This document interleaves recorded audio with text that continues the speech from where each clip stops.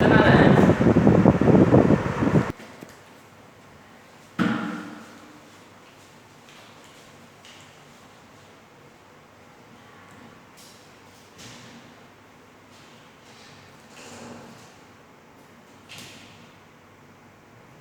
Everyone. आज हम लोग बच्चों सॉल्यूशन चैप्टर का जो नेक्स्ट कंसंट्रेशन टर्म है मोलैलिटी वो स्टार्ट करने वाले हैं। इसके पहले हम लोग देखे थे मोलैलिटी देख लिए थे, कंसंट्रेशन का मोलैलिटी टर्म देखे थे, परसेंटेज देखे थे, सॉल्यूशन स्ट्रेंथ देखे थे। तो आज हम लोग मोलैलिटी टॉपिक स्टार्ट करने वाले हैं। मोलैलिटी को हम लोग स्मॉल m से डिनोट करते हैं, यानी मोलैलिटी को हम लोग छोटे m से डिनोट करते हैं। तो सबसे पहले जानेंगे कि मोलैलिटी है क्या, या मोलैलिटी को हम लोग कैसे डिफाइन कर सकते हैं। तो देखिए मोलैलिटी आपको हम लोग मोलैलिटी को स्मॉल m से डिफाइन करते हैं। तो मोलैलिटी है क्या, the number of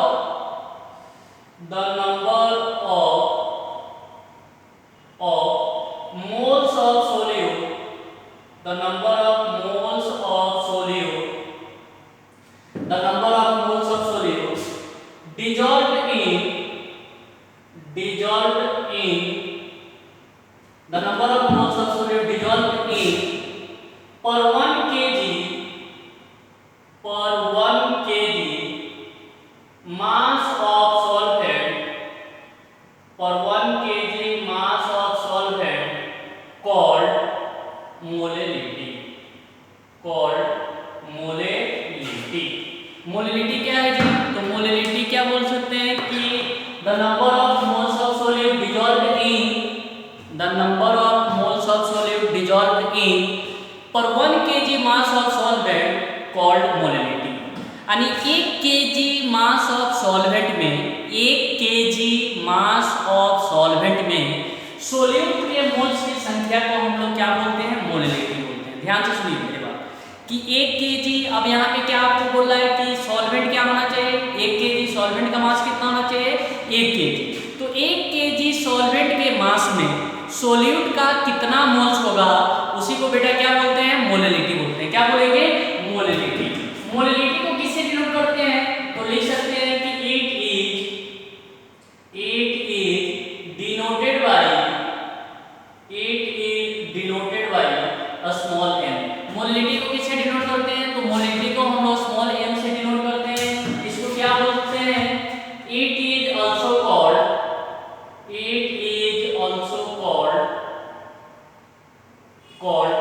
molar, it is also called molar concentration of solution. Molality को हम लोग क्या बोलते हैं? मोलर बोलते हैं। क्या बोलेंगे?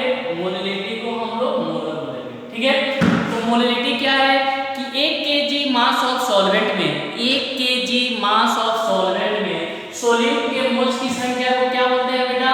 मोलैलिटी बोलेंगे। बात समझ में आया कि मोलैलिटी को हम लोग कैसे डिफाइन करेंगे कि 1 kg मास ऑफ सॉल्वेंट में सोल्यूट के मोल्स की संख्या को हम लोग क्या बोलते हैं? मोलैलिटी बोलते हैं। समझ में आ गया? मोलैलिटी को किससे डिनोट करते हैं? तो मोलैलिटी को हम लोग स्मॉल m से डिनोट करते हैं। और मोलैलिटी को हम लोग क्या बोलेंगे? तो मोलैलिटी को बेटा हम लोग बोलते हैं मोलर बोलते हैं। क्या बोलेंगे?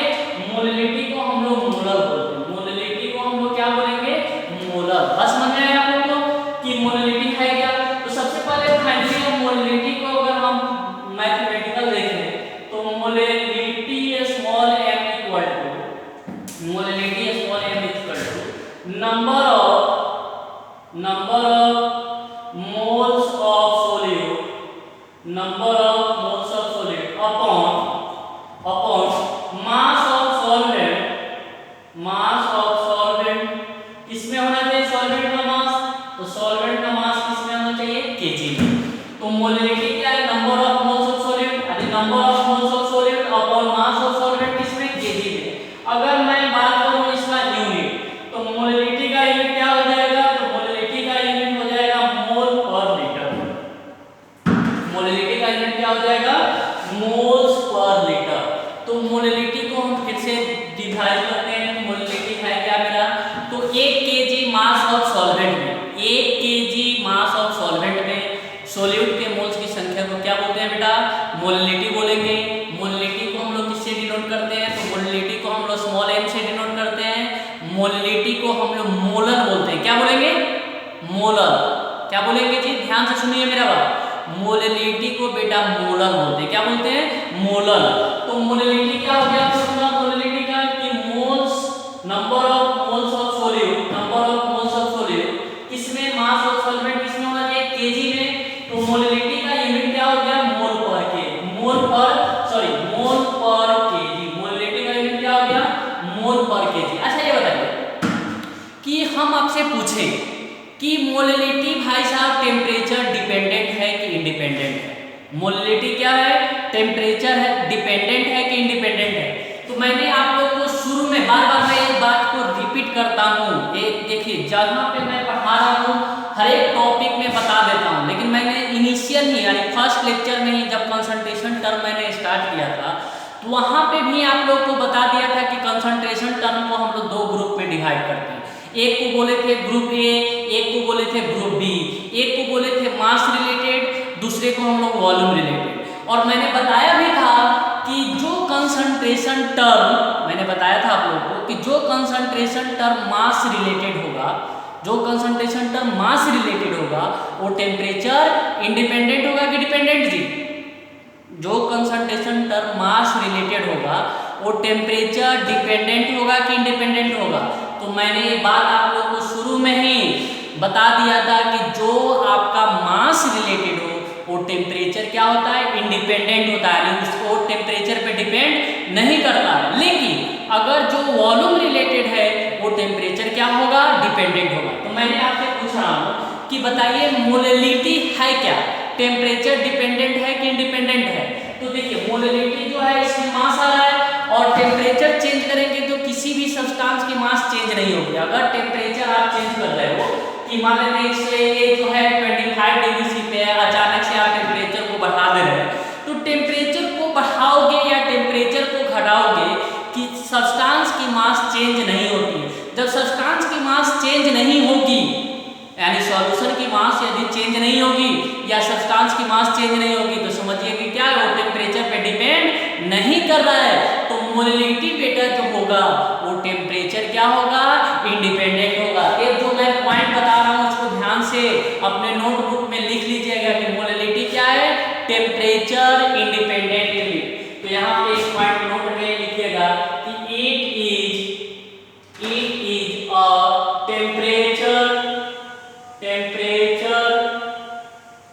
इज अ टेम्परेचर इंडिपेंडेंट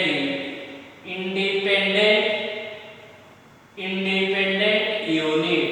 तो मोलिलिटी क्या है? टेम्परेचर इंडिपेंडेंट है, यानी ये इसका वैल्यू, मोलिलिटी का वैल्यू टेम्परेचर पे डिपेंड नहीं करता। नोट में भी यहाँ पॉइंट लिखिए आप लोग कि नोट में पहला पॉइंट सेमी मोलर। जैसे मोलिलिटी को हम लोग मोलर बोलते थे, यहाँ पे हम मोलिलिटी को क्या बोलेंगे? मोलर। तो सेमी मोलर का मतलब क्या हुआ कि ऐसा सॉल्यूशन जिसकी मोलिलिटी क्या होगी? हाफ होगी, 1/2 है। दूसरा अगर मैं यहाँ पे बात कर रहा हूँ पेंटीमोलर, तो पेंटीमोलर का मतलब क्या हुआ कि ऐसा सॉल्यूशन जिसकी मोलिलिटी 1/5 होगी। तीसरा अगर पॉइंट मैं यहाँ से आपको बोलूँ डेसीमोलर,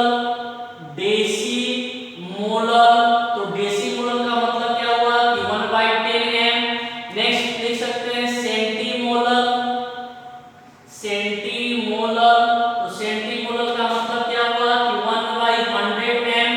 और पांचवा है मिलीमोलर, तो मिलीमोलर का मतलब क्या हुआ कि ऐसा सॉल्यूशन जिसकी मोलिलिटी क्या होगी? 1/1000। तो सेमीमोलर का मतलब क्या हुआ? सेमीमोलर का मतलब हुआ कि हाफ, ऐसा सॉल्यूशन जिसकी मोलिलिटी 1/2 होगी। पेंटीमोलर का मतलब क्या हुआ कि ऐसा सॉल्यूशन जिसकी मोलिलिटी 1/5। डेसीमोलर का मतलब 1/10 और सेंटीमोलर का मतलब 1/100। मिलीमोलर का मतलब क्या हुआ? 1/1000 है। बात समझ में आ गया आप लोगों को कि मोलिलिटी क्या है? मोलिलिटी किस पे डिपेंड करता है, किस पे नहीं डिपेंड करता है? तो मोलिलिटी टेम्परेचर क्या होता है? इंडिपेंडेंट होता है। मोलिलिटी क्या होता है? टेम्परेचर इंडिपेंडेंट होता है। इसकी यूनिट क्या होती है मोलिलिटी को, तो मोल पर केजी। ओके, समझ में आया?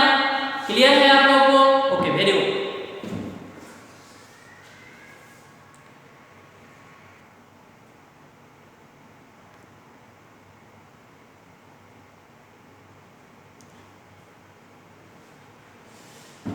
अब देखिए मोलिलिटी को हम लोग क्या करते हैं, इसको तो ब्रेक करते हैं। तो मोलिलिटी इक्वल टू हम लोग लिखे थे फॉर्मूला, क्या लिखे थे कि number of moles of solute upon mass of solvent किसमें, केजी में।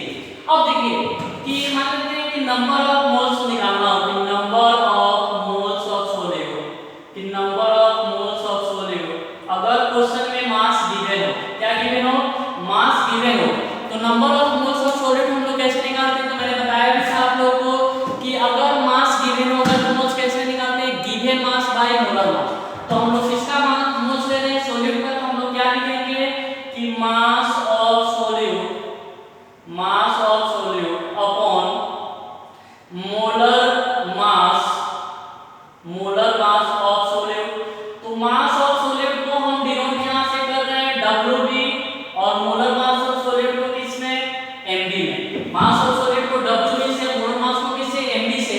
तो इस दोनों फॉर्मूला को लाके यहां पे पुट कर दिया जाए तो molality equal to, molality equal to क्या लिखेंगे जी, तो मोलिलिटी इक्वल टू क्या होगा, इसको पुट करना है इस फॉर्मूला में, तो लिख सकते हैं मास of solute, mass of solute upon molar mass of solute, molar mass of solute into mass of solvent, into mass of solvent. अगर मैं मास ऑफ सॉल्वेंट को ग्राम में कन्वर्ट कर दूं, मास ऑफ सॉल्वेंट को किसमें, ग्राम को चाहिए आपको क्या, केजी। तो ग्राम को केजी में कन्वर्ट करने के लिए क्या करेंगे, 1000 से डिवाइड करेंगे, तो 1000 ऊपर लिख सकते हैं। ये मोलिलिटी का आपका फाइनल फॉर्मूला बन गया कि मास of solute into 1000 upon molar mass of solute into mass of solvent किसमें, केजी में। इसी को हम लोग सिंबल के द्वारा लिखे, तो मास ऑफ सोल्यूट को WB into 1000 upon MB into WA, solvent के मास को हम किससे डिनोट करते हैं, WA, इन A किसमें होगा, ग्राम में। ये आपकी मोलिलिटी की क्या हो गई, फाइनल फॉर्मूला हो गया कि molality equal to mass of solute into 1000 upon molar mass of solute into weight of solvent किसमें, ग्राम में। ओके, अब इससे रिलेटेड हम लोग क्या करेंगे, कुछ छोटे छोटे क्वेश्चन करते हैं। तो इससे रिलेटेड हम लोग क्वेश्चन स्टार्ट कर रहे हैं। पहला क्वेश्चन मैं आपको दे रहा हूं, क्वेश्चन फर्स्ट है, if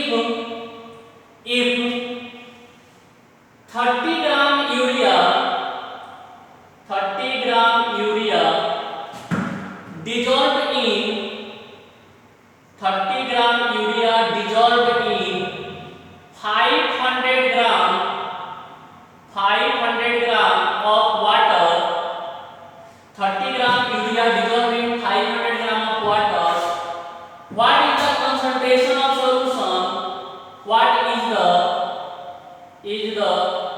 concentration of solution, concentration of solution,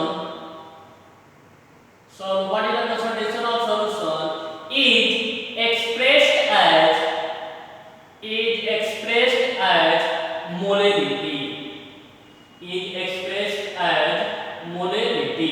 question क्या पूछ रहा है कि if 30 gram urea dissolved in 500 gram of water, तो what is concentration of solution is expressed as molality। मतलब 30 ग्राम यूरिया को, 30 ग्राम यूरिया को कितना, 500 ग्राम ऑफ वाटर में डिसॉल्व किया जा रहा है। 30 ग्राम यूरिया को 500 ग्राम वाटर में डिसॉल्व किया जा रहा है। तो पूछ रहा है कि उस सॉल्यूशन की मोलिलिटी क्या होगी, उस सॉल्यूशन की मोलिलिटी क्या होगी। तो सबसे पहले देखिए कि क्वेश्चन में गिवन क्या है।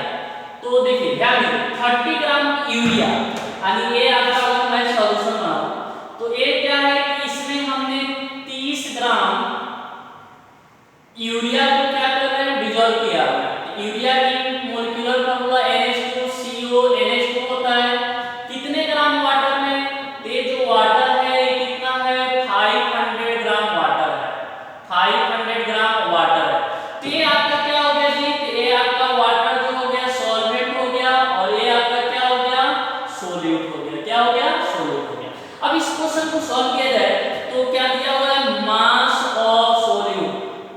मास ऑफ सॉल्यूट यानी यूरिया कितना है 30 ग्राम। मास ऑफ वाटर कितना है यानी मास ऑफ सॉल्वेंट, सॉल्वेंट यानी वाटर है, तो मास ऑफ सॉल्वेंट यानी वाटर कितना है, वाटर है 500 ग्राम। अब क्या कीजिए मोलर मास निकाल लीजिए, तो मोलर मास किसका ऑफ यूरिया, यूरिया का मोलिक्यूलर फॉर्मूला NH2CONH2 यहां से निकालिएगा तो ये भाई साहब 60 ग्राम हो जाएंगे। तो मोलिलिटी का जो फॉर्मूला लिखे हैं मोलिलिटी इक्वल टू WB, तो WB कितना है 30 × 1000 अपॉन 60 × 500, ये 500 यानी ये 2 से 2 जाएगा, ये 30 से 2 चला गया, 30 से 2 जाएगा, 2 से 2 कैंसिल, तो मोलिलिटी इसका कितना आ गया 1 मोल पर केजी। इसकी कुछ क्वेश्चन का अगर मोलिलिटी पूछा जाए तो इस क्वेश्चन की मोलिलिटी क्या हो गई 1 मोल पर केजी। नोट कीजिए इस क्वेश्चन को जल्दी, डाउट नहीं है, समझ में आ गया क्वेश्चन कि क्या जो भी क्वेश्चन था कि 30 ग्राम यूरिया को हम लोग 500 ग्राम वाटर में डिसॉल्व कर रहे हैं तो उस सॉल्यूशन की मोलिलिटी क्या होगी। तो मोलिलिटी इक्वल टू जानते ही हैं कि moles of solid upon mass of solvent किसमें केजी में, moles of solid upon mass of solvent किसमें केजी में, तो उसको हम लोग सॉल्व कर दिए। मास ऑफ सॉलिड में रखा था, मास ऑफ सॉल्वेंट में दिया रखा था, तो सबसे पहले हम क्या किए मोलर मास निकाल लिए और मोलिलिटी के फॉर्मूला में पुट कर दिए, तो इस सॉल्यूशन की मोलिलिटी कितनी हो गई 1 मोल पर केजी। ओके, अब हम लोग कुछ और क्वेश्चन देखते हैं, कुछ और छोटे क्वेश्चन देखते हैं हम लोग।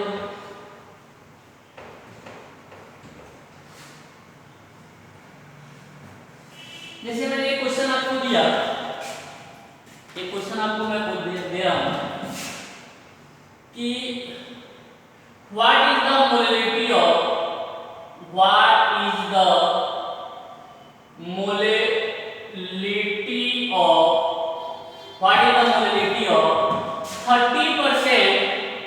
30% by mass of 30% by mass of urea, urea यानी NH2CONH2 urea solution. What is the molality of 30% by mass of urea solution. इस क्वेश्चन को कीजिए।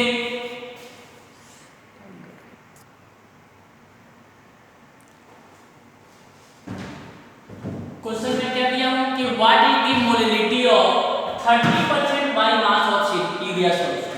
आपसे क्वेश्चन क्या पूछ रहा है कि ऐसे सॉल्यूशन की मोलिलिटी बताइए जिसमें यूरिया का परसेंट बाय मास कितना है 30%, यूरिया का परसेंट बाय मास कितना है 30%।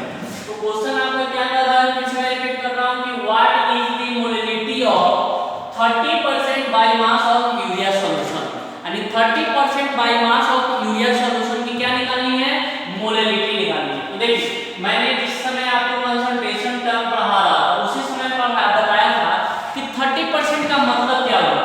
परसेंटेज जैसे ही दिमाग में आया कि तो परसेंटेज का मतलब क्या होता है 100, तो हम मान लेते हैं कि let mass of solution, mass of solution अगर 100 ग्राम होगा, मास ऑफ सॉल्यूशन कितना 100 ग्राम, तो बताइए मास ऑफ यूरिया कितना हो जाएगा, मास ऑफ यूरिया यानी ये सॉल्यूट कितना हो जाएगा, तो मास ऑफ यूरिया हो जाएगा 30 ग्राम, मास ऑफ यूरिया कितना हो जाएगा 30 ग्राम। तो मास ऑफ सॉल्वेंट कितना होगा, तो मास ऑफ सॉल्वेंट अगर बात की जाए तो mass of solvent 100 minus 30 equal to 70 gram, solvent का मास कितना हो गया 70 ग्राम।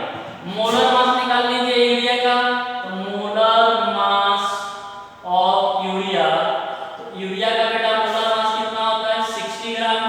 मोलिलिटी का फॉर्मूला सोच लीजिए, तो molality equal to WB into 1000 upon molar mass of solute into weight of solvent किसमें ग्राम में। सब पुट कीजिए, तो WB कितना है, वेट ऑफ सॉल्यूट कितना है 30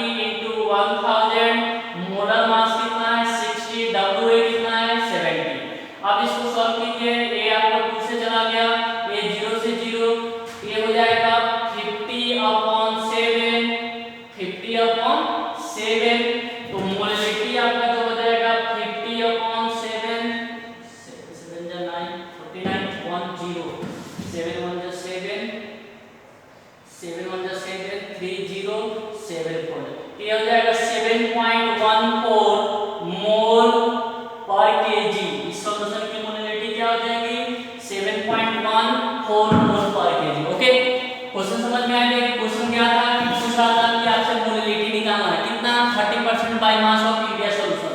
तो सबसे पहले देखिए क्या है परसेंटेज। परसेंटेज देखने से हमको क्या लग गया कि जब भी परसेंटेज आपको गिवन होगा तो हम लोग क्या करते हैं 100 ले लेंगे।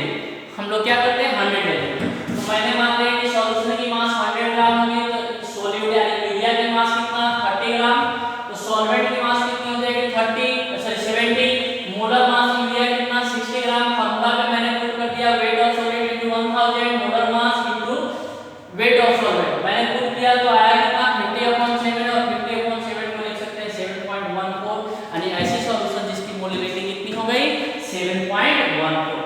नोट कीजिए। अब एक और क्वेश्चन मैं आपको यहां पे दे रहा हूं, ध्यान दीजिए, उसको नोट कर लीजिए आप लोग। देखिए मैं बार-बार रिपीट कर रहा हूं, जो भी मैं यहां पे पढ़ा रहा हूं टॉपिक उसके वो घर बैठ के उसको नोट्स बनाइए।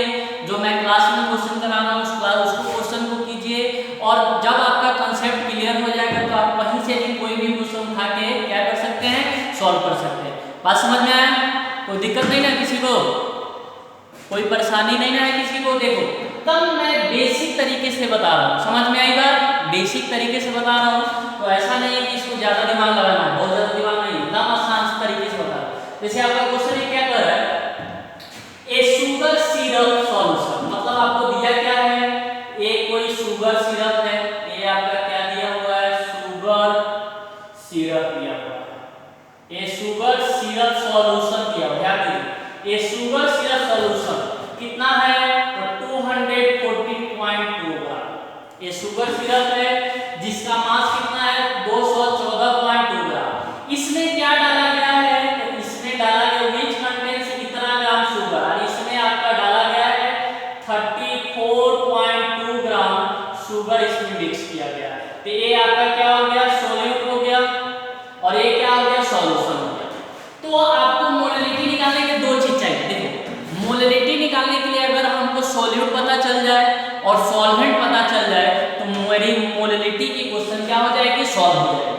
तो यहाँ पे आपका सॉल्यूट दिया हुआ है और ये आपका क्या है सॉल्यूशन दिया हुआ है, ये सॉल्यूट है और ये क्या है सॉल्यूशन है। तो सबसे पहले हम लोग क्या निकाल लें मास ऑफ सॉल्वेंट निकाल लें। तो मास ऑफ सॉल्वेंट क्या हो जाएगा तो mass of solvent equal to mass of solution है 214.2 माइनस मास ऑफ सॉलिड यानी 34.2, इसको सॉल्व कर दीजिएगा बेटा तो ये आ जाएगा 180 ग्राम 180 ग्राम। अब यहां से मास मोलर मास निकाल दीजिए, तो मोलर मास ऑफ सॉल्यूट, तो सॉल्यूट यहां पे क्या है शुगर है और शुगर का फार्मूला यार C12H22O11, यहां से इसका मोलर मास निकालिएगा तो 342 ग्राम हो गया। फार्मूला लिख लीजिए, तो molality equal to WB into 1000 upon MB into weight of solvent, इसमें ये आपका ग्राम वाला फार्मूला हो गया। तो WB कितना दिया था सॉलिड का मास 34.2 इनटू 1000 अपॉन मोलर मास कितना दिया सॉलिड का MB आपका कितना है 342 और ये कितना आपका 180, पॉइंट हटा दीजिए ये आपका कैंसिल, यहां से आ जाएगा 10/18 और 10/18 का मतलब हुआ मोलिलिटी इक्वल टू 0.55 मोल पर केजी 0.55 मोल पर केजी। ओके, इस क्वेश्चन को आप समझ गए अच्छे से, नोट कीजिए। तो ये हो गया, कोई डाउट नहीं इस क्वेश्चन में किसी को भी? अरे समझे कि नहीं? समझ में आ गया? अगर समझ में आ गया तो देखो ये आसान सा है, बहुत ज्यादा देखो अगर क्वेश्चन को तुम अच्छे से पढ़ लो, क्वेश्चन को समझ जाओ, फॉर्मूला बेसिक फॉर्मूला है मोलिलिटी का, तो अपने आप क्वेश्चन को क्या कर सकते हो सॉल्व कर सकते हो। ध्यान रखना, ऐसा नहीं है कि टीचर का बार टीचर का जरूरत पड़ेगा, ऐसा कोई जरूरी है नहीं।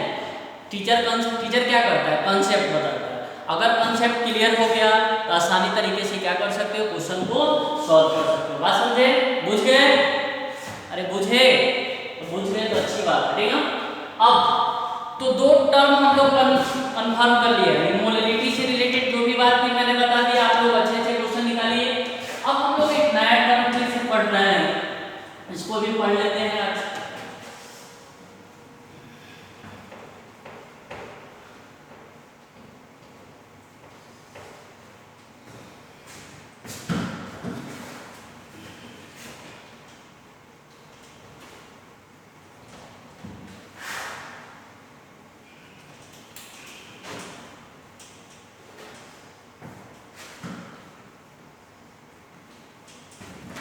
अब हम लोग फिर से नेक्स्ट जो टर्म हम लोग की है concentration term, mole fraction.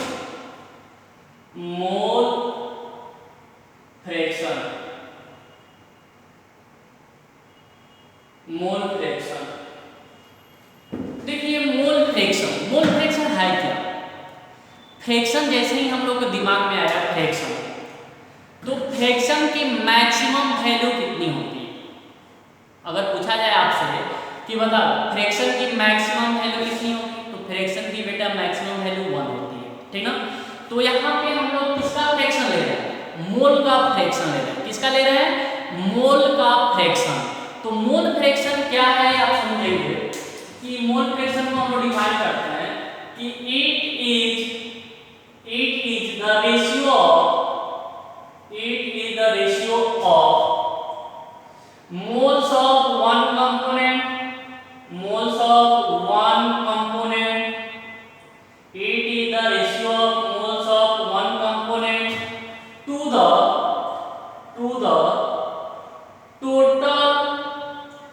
moles of solution, to the total moles of solution। Mole fraction क्या है? तो मोल फ्रैक्शन रेशियो है किसका? मोल्स का। तो जिसका निकालना होगा उसका मोल अपॉन टोटल मोल। जैसे मान लेते हैं मेरे पास 3 मार्कर है, मेरे पास कितना है? 3 मार्कर, ठीक ना। अगर मैं पूछूं कि इस एक सिंगल का इस तीनों के रिस्पेक्ट में फ्रैक्शन वैल्यू कितना होगा, बताइए। मेरे पास टोटल कितने हैं? तो टोटल मेरे पास 3 मार्कर है। अगर मैं पूछूं इस तीनों के रिस्पेक्ट में इसका फ्रैक्शन वैल्यू क्या होगा, तो क्या बोलिएगा? इसका अपॉन टोटल, तो 1/3 हो जाएगा। अगर मैं इस 2 का पूछूं तो क्या होगा? 2/3। मैं अगर मेरे पास टोटल मार्कर, ध्यान दीजिए मोल फ्रैक्शन आसान है, सबसे आसान है, समझ सकते हैं इसी तरीके से कि फ्रैक्शन की मैक्सिमम वैल्यू 1 होती है। मोल फ्रैक्शन क्या है? मोल्स का रेशियो, जिसका निकालना है उसका मोल अपॉन टोटल मोल्स। तो जैसे मान लेते हैं मेरे पास टोटल मार्कर कितने हैं, तो टोटल मेरे पास 3 है। अगर इस तीनों के रिस्पेक्ट में इस एक का पूछूं तो क्या होगा? 1/3। इस दोनों का पूछूं तो क्या होगा? 2/3। बात समझ में आया? तो मोल फ्रैक्शन क्या है? मोल्स का ratio. It is the ratio of moles of one component to the total moles of solution, to the total moles of solution. तो हम लोग सॉल्यूशन जो बनाते हैं कि solute plus solvent equal to क्या लिखते हैं? सॉल्यूशन लिखते हैं। Solute plus solvent equal to solution. Okay, तो देखिए सोल्यूट को हम A बोल रहे हैं, सॉल्वेंट को क्या बोल रहे हैं? B बोल रहे हैं। सोल्यूट को A, सॉल्वेंट को B। तो मैंने क्या किया कि लेट मान लिया मोल माना सोल्यूट का Na, सॉल्वेंट का कितना? Nb। तो बताइए सॉल्यूशन का मोल्स कितना हो जाएगा? तो सॉल्यूशन का मोल्स हो जाएगा Na प्लस Nb हो जाएगा। सोल्यूट का मोल्स अगर Na लें, सॉल्वेंट का मोल्स हमने लिया Nb, तो सॉल्यूशन की मोल्स कितनी हो जाएगी? Na plus Nb। अब हम क्या करते हैं? मोल फ्रैक्शन निकालना है सॉल्वेंट का, तो मोल फ्रैक्शन ऑफ सोल्यूट। तो देखिए मोल फ्रैक्शन को हम लोग ऐसे डिनोट करते हैं काई से, लेकिन जनरली हम लोग x भी लिखते हैं। तो मोल फ्रैक्शन ऑफ सोल्यूट यानी XA इक्वल टू क्या लिखेंगे? n, जिसका निकाला Na upon Na plus Nb। अगर मैं बात करूं मोल फ्रैक्शन ऑफ सॉल्वेंट, तो मोल फ्रैक्शन ऑफ सॉल्वेंट, तो मोल फ्रैक्शन ऑफ सॉल्वेंट कितना आ जाएगा जी? तो सॉल्वेंट की मोल फ्रैक्शन Nb अपॉन क्या लिखेंगे? Na plus Nb। Mole fraction of solvent आपका आ गया Na